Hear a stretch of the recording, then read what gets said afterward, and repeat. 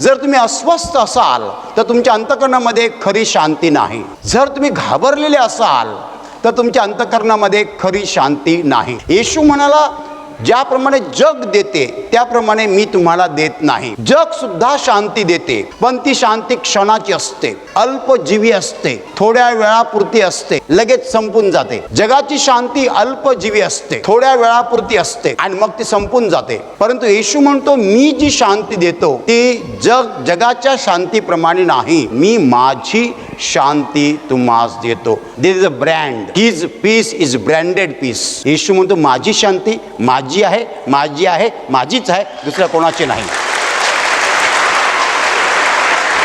मी माझी शांती, माझी शांती म्हणजे माझी शांती, दुसऱ्या कोणाची नाही आहे. त्याच्या दोन्ही हातांना खिळे ठोकले होते, दोन्ही पायांना खिळे ठोकले होते, डोक्यावर काट्याचा मुकुट होता, त्यातनं रक्त बाहेर येत होतं, पूर्ण अंगाचा चेंदामेंदा झाला होता. आणि तो म्हणतोय आपल्या आईला, पहा हा तुझा मुलगा. आणि योहानाला सांगतोय, पहा ही तुझी आई. आणि मग तो म्हणाला, पूर्ण झाला आहे. त्याच्या अगोदर तो एकूण 7 वाक्य बोलला, 7 वचनं. उजव्या हाताकडला चोर म्हणाला, आपल्या राजाधिकाराने येशील तेव्हा माझी आठवण ठेव. येशू म्हणाला, आज तू माझ्याबरोबर सुखलोकात असशील. असा जगाने एकच माणूस पाहिला, जसं तो बोलला तसं त्याने केलं.